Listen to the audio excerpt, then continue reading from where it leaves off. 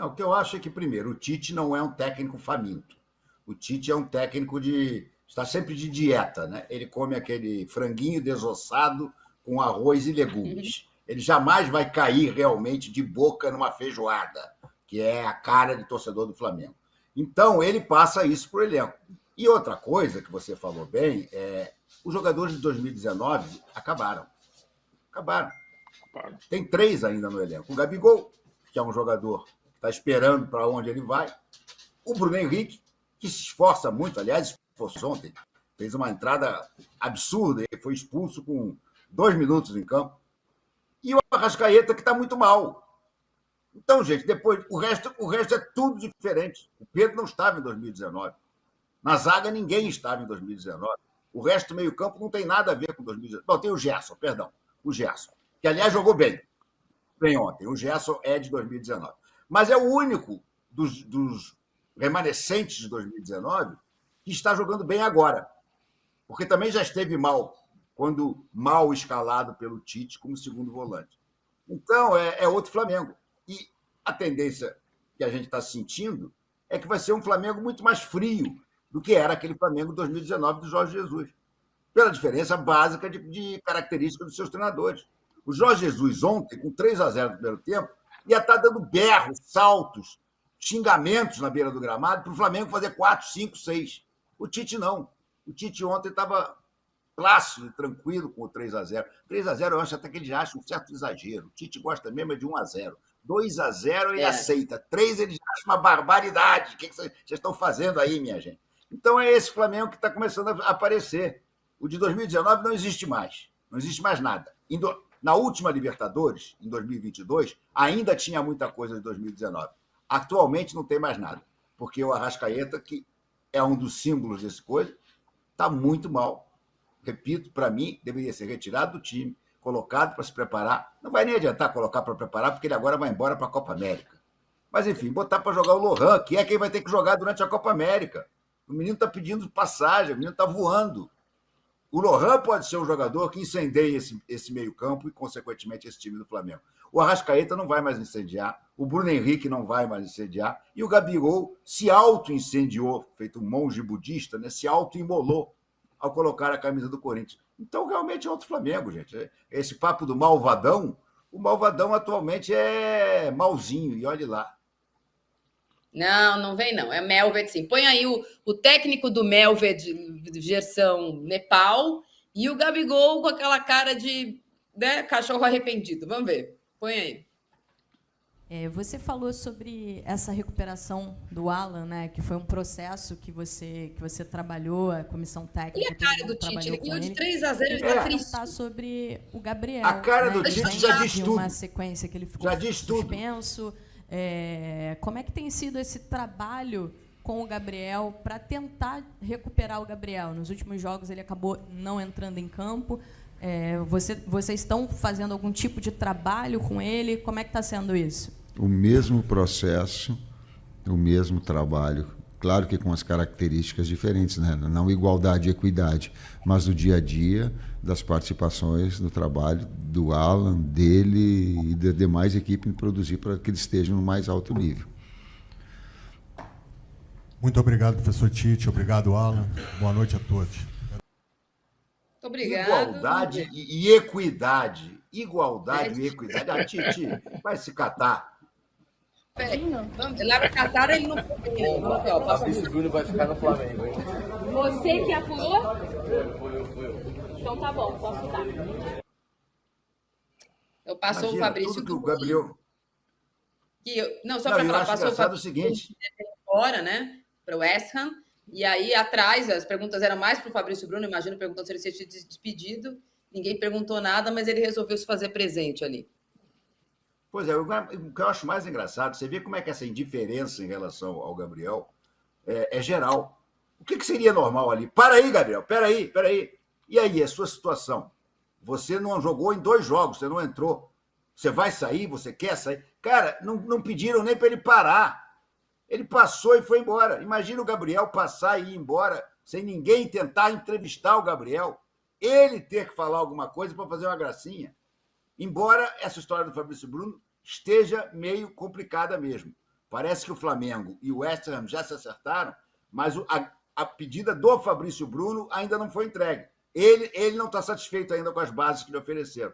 Então, existe sim a possibilidade dele ficar. Mas, é impressionante a indiferença em relação ao Gabriel em todos os pontos. Ontem aconteceu uma coisa também curiosa de bastidor, né? Hoje em dia você apura o que acontece em zona mista, você fica meio dia no WhatsApp e fica de olho nas redes sociais de jogadores e familiares. E essa é uma prática que o professor Tite disseminou durante a sua passagem, mesmo ele não querendo. Durante a passagem dele pela seleção brasileira, os parças entraram de cabeça nas redes sociais. E ontem eu achei muito curioso que a nora do Tite, que é a mulher do Matheus Bach, que tanto ajuda o Tite na preleção e nas instruções dos jogadores à beira do gramado, estivesse assistindo a partida ao lado da esposa do Paquetá, que está tentando se defender aí da denúncia feita pela FA, as duas com a camisa do Flamengo, assistindo a partida no Maracanã. Mas é só desses bastidores que hoje em dia a gente acompanha. Hoje tem mais 2 times brasileiros tentando melhores campanhas, né? Ontem o Atlético venceu por 4-1. Que exagero, né? Também acho. Eu e o Tite, a gente também acha. 4-1, o Caracas chegou a 15 pontos, mas hoje ele pode ser ultrapassado pelo Tajeres, se o Tajeres ganhar do São Paulo no Morumbi, pode ser ultrapassado também pelo River. Então, existe a possibilidade do Atlético, que por enquanto tem 15 pontos, não ter essa melhor colocação. Mas o Fluminense, que não pode chegar aos 15 pontos, que é ter lá uma pontuação, ele pode ser o terceiro melhor, na melhor das hipóteses. E assim, eventualmente, se os 2 melhores caem, ele ainda tem a vantagem de jogar no Maracanã os jogos de volta, que no ano passado não foram necessários. Ele decidiu fora de casa contra todo mundo, menos o Argentino Júnior, e levou, né, Renato? Não, o Argentino Júnior também foi fora de casa. Ele levou. Ele só decidiu no Maracanã porque era jogo único no Maracanã, né? Porque contra todos os outros ele decidiu fora. Pois é, isso o Fluminense não tem, me parece estar muito preocupado com isso, não. Mas ele vai ter, pelo menos nesse início, no primeiro jogo das oitavas de final, ele está no pote 1, ele vai fazer o segundo jogo. O que falta ao Fluminense é futebol. O time do Diniz esse ano ainda não jogou um futebol minimamente parecido com o que levou à conquista da Libertadores do ano passado. Até a conquista da Supercopa, da Recopa Sul-Americana, foi conseguida muito mais na base da garra, do vamos lá, do que grandes atuações. Pelo contrário, perdeu o feio da LDU lá fora e virou um 2-0 aqui, com o gol do John Kennedy no final. O Fluminense ainda está à procura do seu novo estilo, porque com a saída do Nino, o Diniz perdeu uma das peças fundamentais para aquela saidinha de bola. E a gente tem visto uma série de catástrofes que tem acontecido na saída de bola do Fluminense, porque não tem ainda o Felipe Melo lá, que é um cara que sabe passar, mas está dando o zica geral. Até o Fábio está fazendo lambança uma em cima dele, da outra. O Fluminense precisa... Perdão, vou espiar. O Fluminense precisa... Obrigado. O Fluminense precisa realmente se ajeitar esse ano. Não está jogando bola ainda para ser candidato a nada, nem a Libertadores, nem ao Brasileiro. Está jogando um futebol muito irregular. O Diniz está procurando encontrar uma nova forma, um novo time. O Renato Augusto entra, não aguenta jogar o jogo inteiro. Também, quando joga, não produz o suficiente. O Ganso até que está bem, mas é pouco. O Arias, que é o grande craque do time, não está no nível do ano passado. O Cano não está no nível do ano passado, está tendo mais dificuldade de fazer gol. O Fluminense precisa subir o nível de atuação para poder continuar a pensar em coisas grandes esse ano. Mas nessa Libertadores, bem ou mal, ele conseguiu ser o primeiro colocado do grupo, o que é um feito, né? Importante. Mas eu vou colocar de novo os potes, porque, de fato, seria uma grande burrice falar que não é melhor ser primeiro do grupo, inclusive pelas vantagens na sequência, por jogar fora, voltar e decidir na sua casa e tal. Mas eu ouso dizer aqui, Bodão, que faz bastante tempo que não era tão equilibrado, porque dá uma olhada. A gente pode ter no segundo pote o São Paulo ainda, a gente pode ter no segundo pote o Grêmio. Então, já tem o Flamengo, já tem o Botafogo, já tem o Peñarol. Então, acho que Não, o Peñarol está no grupo do Peñarol é o grupo do Atlético, é isso mesmo. Então, a gente, dessa vez, ficar no primeiro pote é importante, mas não garante aquela baba nas oitavas de final, não. Não garante mesmo. Olha lá, ó. Porque vejo um grande equilíbrio. Todos os jogos que eu assisto, eu vejo muito equilíbrio. O decantado elenco do Flamengo, na prática, parece que não é esse decantado elenco. O Fluminense está perdidinho, se classificou bem e tal, mas jogos do Fluminense são terríveis. Até o Corinthians ganhou do Fluminense, vamos lembrar disso, 3-0. O Fluminense está perdido. Mas os times brasileiros ainda vejo com uma superioridade que podemos ter vários classificados, a maioria. Mas todo jogo está muito pau a pau. E o importante é decidir em casa. Decidir em casa, para mim, é uma vantagem muito grande. Muito grande. E quem conseguir isso nessa retinha final aí, dá um passo grande para continuar.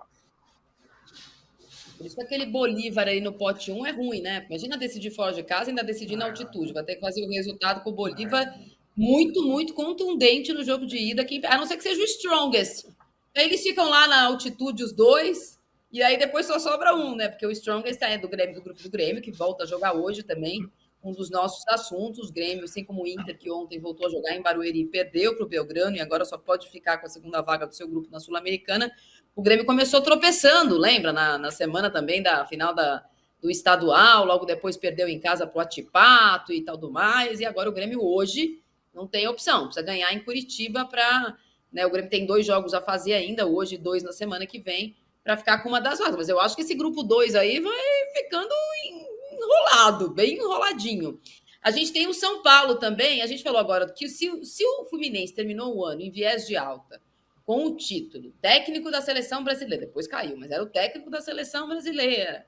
Arias, John Kennedy, não sei quem, contrata o Renato Augusto, chorei 3 semanas, contrata Douglas Costa, contrata Marquinhos, contrata 1 milhão de gente.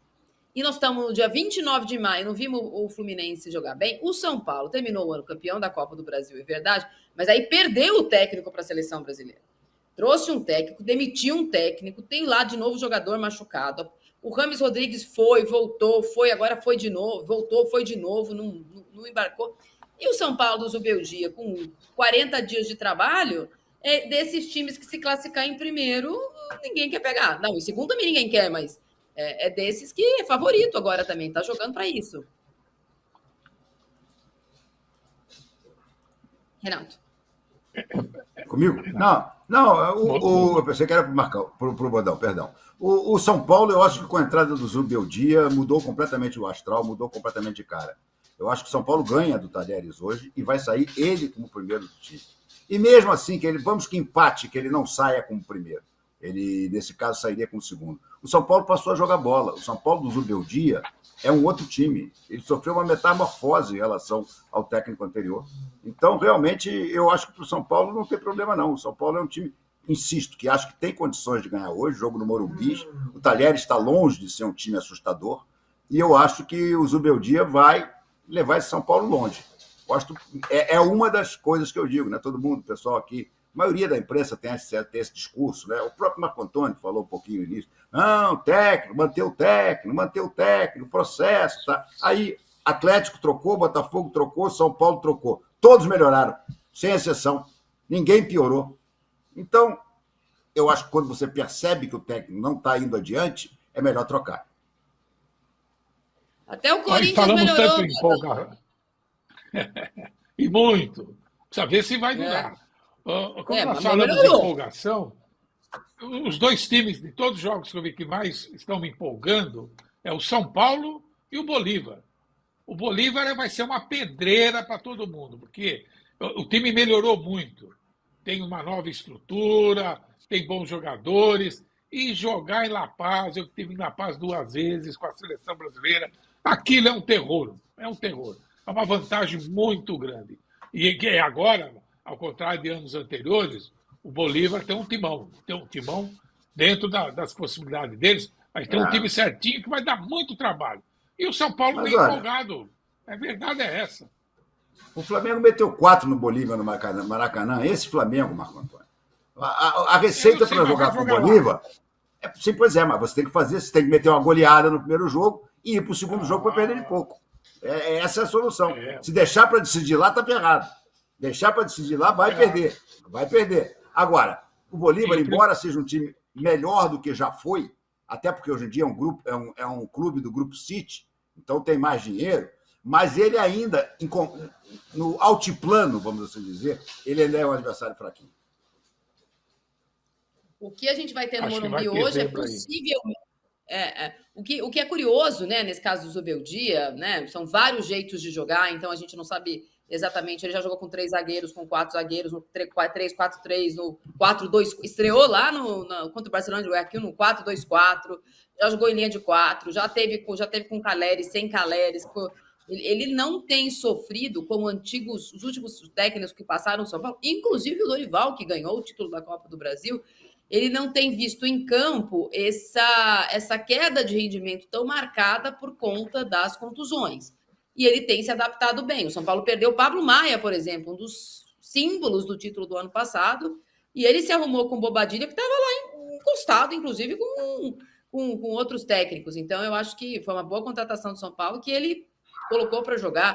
O Nestor voltou a jogar, ele colocou o Nestor para jogar, ele tem arrumado soluções. E o São Paulo recebe o Tadjeres, time que ainda não venceu, né? Foi eliminado uma vez na pré-Libertadores pelo Tadjeres. Eu estava no Morumbi, minha mãe passou uma semana sem falar comigo, e eu gostaria de dizer para todos os São Paulinos aqui que estão hoje, Helena, Dedé, Caleri, vocês que ficam aqui me enchendo o saco porque eu sou gambazinha, que Dolores está em casa hoje de novo. Eu não estarei no Morumbi, mas quando o Dolores está aqui, às vezes quem não dá like não cai no pote 1. Então, se fosse vocês, eu dava like, Dolores está aqui, vou fazer um alto merchan, que eu faço hoje o jogo do Fortaleza. E o merchan não é sobre mim, não, é sobre o Vojvoda. Estudei muito sobre a partida para trabalhar daqui a pouco, e esse é um personagem que se deslocou do time que ele está. Hoje o Vojvoda bate o recorde de números de partidas por um time, pelo Fortaleza, vira o maior técnico da história do Fortaleza em número de jogos e em títulos, e acabou de ser eliminado na Copa do Brasil. E o teflon dele, Renato, é um teflon inacreditável. Todo mundo já quis esse homem, ele não sai de Fortaleza, eu também não sairia com aquele mar lá na frente, não sai de Fortaleza do jeito nenhum. Acho que a primeira coisa que ele fez quando ele chegou em Fortaleza foi comprar um espelho para ele e para o time, né? E o time dele sabe as suas limitações, sabe onde quer chegar, respeita o seu torcedor e respeita a história do time. O Fortaleza nunca quis ser o Fortaleza City. O Fortaleza é o Fortaleza. É até SAF, mas a SAF é do Fortaleza. É a SAF mais bizarra do nosso futebol, é a SAF do Fortaleza, né? Porque, na verdade, ela fez uma mudança de razão social e o presidente do clube virou o dono do clube, sem botar um tostão lá. Mas, enfim, as coisas estão andando bem no Fortaleza. Essa história do Vojvoda, ela pode ser vista por 2 maneiras, né? Ele é muito fiel aos seus contratos, ele é muito fiel ao Fortaleza, tá? Mas ele também, ao mesmo tempo, para mim, ele demonstra uma falta de ambição profissional que eu acho que, a determinado momento, pode prejudicá-lo. Eu acho que quase todos os grandes, tirando o Palmeiras, porque o Palmeiras tem o Abel há 3 anos, mas quase todos os grandes do Brasil, em algum momento, já pensaram no Vojvoda, já sondaram o Vojvoda. E o Vojvoda foi categórico, não quero sair daqui. Olha, eu respeito, mas eu acho que falta ambição a ele. No Fortaleza, com todo respeito, ele não vai ser campeão da Libertadores. No Fortaleza, ele não vai disputar o Mundial. No Fortaleza, ele não será campeão brasileiro. Eu acho que é uma série de coisas que, se ele quisesse sonhar mais grande, ele poderia, em determinado momento, no final de um contrato, aceitar um clube maior. Mas parece que ele está realmente satisfeito e encantado com o Marzão a que você se referiu e que é realmente lindo.